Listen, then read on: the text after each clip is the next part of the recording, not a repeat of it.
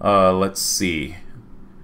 Yeah, other than that, like oh yeah, so I went to a panel and I just put this up on my Facebook and I put up on my Twitter earlier too, but I checked out a couple panels because I really feel like there are a lot of things I could improve upon, right? There are things that I truly should sit down and try to hone. Like, I know a lot of people, when they see me, they feel like I'm that person that might be on the cusp of something great and could achieve greater. So because of that, I told myself I'm going to go there, look at the Twitch events app, and read through whatever panels I felt like would cater to me. So the two panels that I attended this weekend were, actually, I think I attended, did I attend 3? I think I attended 3 panels. Yeah. So here are the panels that I attended. One was basically a panel that was catering to people that want to become better as hosts. So when I went there, I think one of my main takeaways, this is for anybody else, any of you guys that want to learn anything when it comes to becoming a better host or some kind of an on-screen camera personality. I think a lot of you guys that probably watch my broadcasts realize I never really delve into the commentary and metagame. I try to break away from that and escape and just go into video games and play video games and enjoy video games, because honestly, whenever I stream, it's kind of similar to what I do off stream when it comes to playing video games, right? Like, I'll just turn on the game system and I'll just go. I'll play and I'll have my moments as I play the games. And I realize, you know what, might as well share that with the rest of the people. But I guess today, like, I'll share a little bit of insight with you guys as to what I gleaned from this past weekend. So one of the things that I really loved about that hosting panel is this quick tip that I got from Ezekiel III. You know, like, one of the things I have to say, like, hello, Kelly Link and Seltzer Please and all those other guys, they put in a lot of good tips. And one of the main takeaways that I got was, of course, preparation, right? Preparation is key. That's like a given.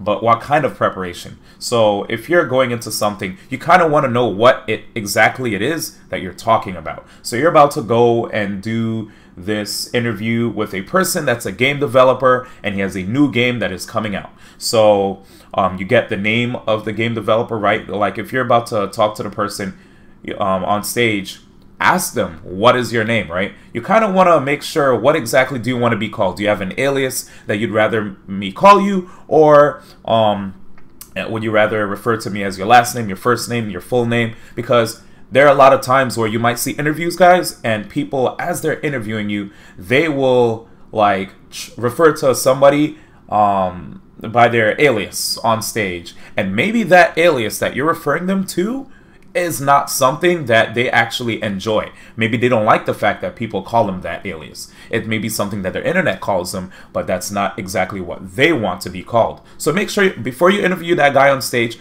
as you're standing there, you have, like, 30 minutes till showtime, and you're taking notes, ask that guy, hey, what's your name? What would you like me to call you on stage? After that, make sure you understand what exactly it is that you're talking about. So you ask him, hey, are there a couple points that you'd like for me to drive home for you? So if you're about to interview the person on stage, instead of, like, just pulling questions out of your behind, literally ask that person you're going to interview simply, what are some things that you'd like me to highlight in their interview? Are there some things that you'd like me to talk about so that I know what questions to ask? And then once they give you those key points, those key subjects that they want you to allow them to knock out of the park, you ask them those questions. You bring out the best in them. Then the next question would be, what is it that you don't want me to talk about? Make sure you guys are taking notes, because if you are interviewing somebody on stage, maybe it was widely known that they had a significant other, but all of a sudden there was a breakup. If that's the case, you want to make sure you ask this person, hey, what is it that you don't want me to talk about? Because what if during the interview you randomly just decide to make a reference to his wife or whatever? Then he'll, like, mutter under his breath, we're divorced, or he'll cough it, like, awkwardly. And that will not win over the crowd. Like, you want to make sure everything moves smoothly and there are no bumps on the road. So you ask the person what their name is. You get that out of the way. You try to understand exactly what the subject is about. This person, name X, he's here on stage for this new game that's gonna come out. We're gonna call it I guess for the you know, there's a lack of creativity on my part. I have a Toshiba. What is this? A Samsung TV. We'll call it Samsung City. And the guy's name, we'll just call him Xavier Lopez. Okay, so here it is. Welcome back, ladies and gentlemen, to TwitchCon 2017, and I'm here with Xavier Lopez from with a new game, Samsung City. You know, something along that along those lines. Oh yeah, of course you'd have to introduce yourself. They don't know who you are. So welcome back, ladies and gentlemen, to TwitchCon 2017. My name is D1, and I'm here with Xavier Lopez. Hi, and he's gonna talk about this new game called Samsung City. You know, something like that. Now that sounded like a solid intro, right? Press 1 if you guys think that was a solid intro. Yo, what's up, all y'all? What up, Nairo? Yeah, I got the game, man. I'm just trying to give people quick tips before I continue. But anyway, yeah. So yeah, you ask what the name is, you understand what they're gonna be talking about. Then after that, you also ask what can you ask, or what do you want them to ask? What don't you want them to ask? And then after that, you'll just knock it out of the park. So, like, when I went on stage, I don't know if you guys saw the Icons show, but I literally, after doing the panel, like watching the panel, you know, taking mental notes and all that, like 4 or 5 hours later, people from Icons hit me up and they're like, hey D1, we would like to have you on stage doing this thing for us, or you're going to be interviewing us. And I was like, what the heck? And then literally, it was like 15 minutes till game time. And at first, there was a little teensy-weensy, tiny bit of nervousness that overcame me. Then I was like, okay, wait a second. You learned something at the panel. Get the guy's name. You understand what he's going to be talking about. Then you ask him what questions you want. He wants you to ask him so that he can drive his points home. And then you ask him what to avoid talking about. And then once that happened, I killed the interview, and everybody was like, yo, D1, thank you so much. That was great. You're a natural. And I was like, dang, some of these people probably don't know that I do Smash Bros. Casting, because, like, a lot of the people that were there are people that know me from Twitch as a Twitch employee, like Twitch coworkers, right? Some of them don't actually follow Smash that closely. So they were surprised to see me doing my thing. In any event, I was really happy.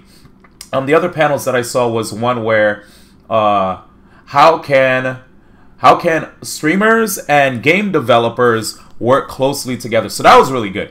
That one panel, when I checked it out, it was talking about what exactly can we do as streamers to better connect with the other, like, not only game developers, but people that create accessories, right? Or just software, either if it's web-based or, you know, whatever.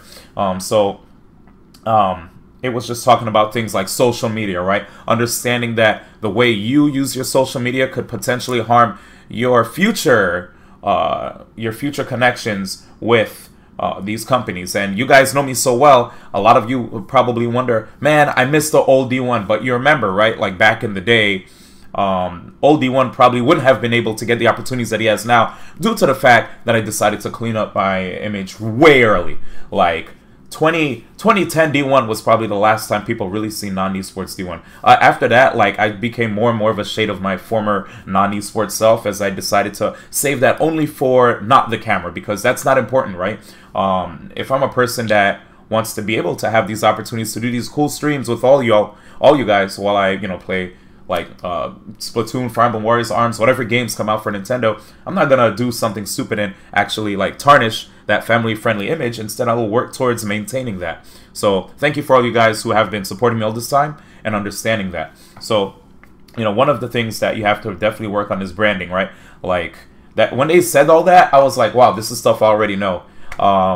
And just like tips for people learning how to actually like follow up with these people that you meet at events. So like if there are people that have a booth that have this cool product that you'd probably like for your stream, just, you know, you have a casual conversation with them, exchange business cards, and then after you're done, do a follow-up email, preferably within the week or a week after the event happened.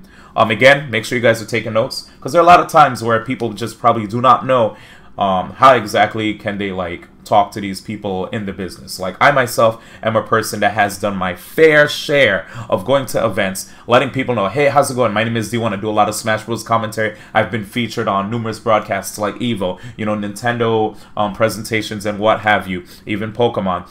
And to be like, oh, wow, that's great, man. Really cool to hear. And then, you know, you make mention that, hey, I'm really interested in your product and your company. I really love the stuff that you guys put out there. And I'd love to talk to you guys even further about, you know, potential, any potential opportunities that you guys may have for influencers. And if that sounds like something that, you know, may work out for you, then boom, you guys may have a partnership going. And all of a sudden, you know, you'll be able to, like, you know, share your experiences, loving whatever products that they come out with, and, you know, recommending it to your buddies. Because a lot of times people don't understand, even though they say people are shilling, usually I would not recommend anybody to want to reach out to a person that has a product that you would like to also feature on your broadcast if you genuinely don't like it, right? If it's something you don't care about, then don't pursue that.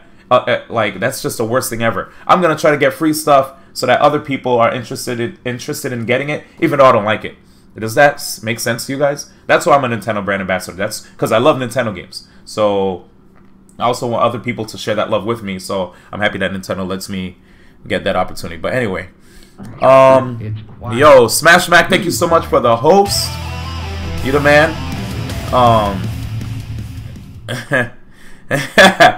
Yo, anyway, let me see. Well, Nairo, stop. Y'all better stop freaking spamming, baby. I love all you guys. Anyway, yeah, I'm about to play Fire Emblem Warriors very soon, but before I go, I wanted to say I actually have this really slick Switch case right here from Waterfield Designs. So big shout outs to Waterfield Designs. They gave me this Switch case. Oh my god, it's out of focus. It's out of focus. There it is. So a lot of people looking at it might think it's a Merce. It's actually it's a Switch case. As you can see right here, you could like fit all your games in here. Pretty darn cool. Has this little like ring in the bottom here so your finger could go underneath so it doesn't fall out of your hands, you know what I'm saying? Actually pretty cool, and you could just like fit your Switch in here like so. So I know Gunblade is definitely probably calling it a man purse. This is, if you check out Waterfield Designs, these guys, they're based in San Francisco. And it's not a man purse, it's a Switch bag, and you could yeah, you could check them out at sfbags.com, as it says right here. Anyway, there it is, ladies and gentlemen. Super Merce. Moving on, Fire Emblem Warriors. We're about to get into it. I guess the